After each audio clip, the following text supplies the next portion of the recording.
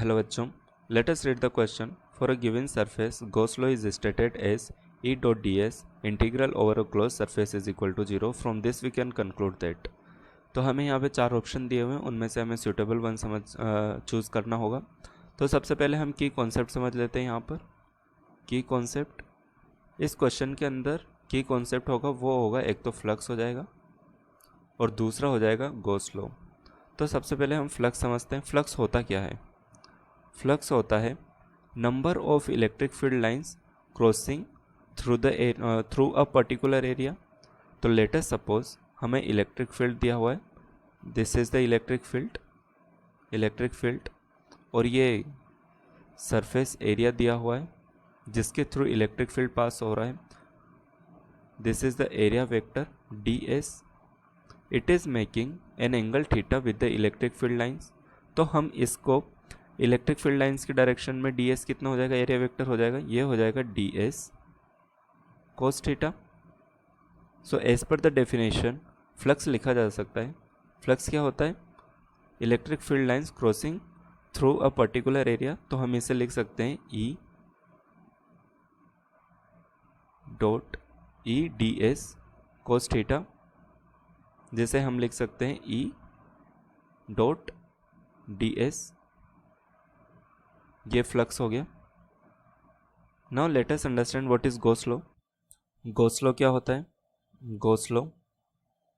Gauss law हम लिख सकते हैं E dot D S integral over a closed surface is equal to Q enclosed upon epsilon not.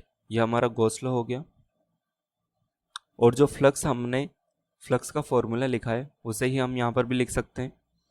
तो ये Gauss law, this value should also be equal to flux, that is phi. अब question के अंदर हमें दिया हुआ है that E dot D S integral over a closed surface is equal to 0। पहली तो इक्वेशन ये होगी। Similarly it should also be equal to Q enclosed upon epsilon which is equal to flux. तो हम यहाँ से क्या क्या कंक्लूड कर सकते हैं? यहाँ से कंक्लूड कर सकते हैं flux must be equal to 0, first जो कंक्लूड किया। दूसरा, एप्सिलॉन नॉट हमेशा पॉजिटिव होता है, तो यहाँ से कंक्लूड करते हैं Q enclosed must be equal to 0, दूसरा ये हो गया। तीसरा, जो ये इक्वेशन है, इस इक्वेशन को देखिए, इसमें हो सकता है E area vector electric field is equal to 0 at every point, पहला ये हो सकता है। और angle between that is cos theta is equal to 0, दूसरा ये हो सकता है that is theta is equal to 90। Angle between electric field vector and the area vector ये 0 हो। और दूसरा हो सकता है कि flux at some point flux is positive and eight some other points flux is negative, ये पॉसिबिलिटी हो सकती है। So that the integral of the complete flux over closed surface is equal to 0, ये पॉसिबिलिटी हो सकती है। तो हमारे पास यहाँ पर 3 चीज़ें निकल कर आई, पहली, दूसरी और ये तीसरी।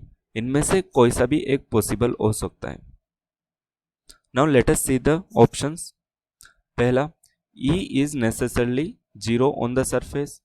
नेसेसरी वाली कोई बात नहीं है, ऑप्शनल है ये, तो हमारा ऑप्शन एक गलत हो जाएगा। दूसरा, E is perpendicular to the surface at every point, ऐसा भी कुछ नहीं है।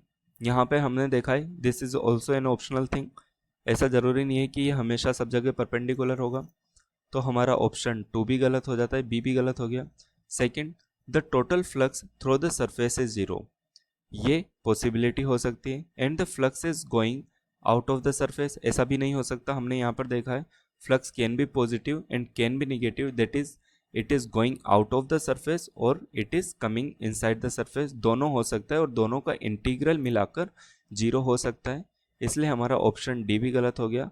सो फाइनली हम अपना आंसर लिख सकते हैं, final answer is the option C, option C. Thank you so much.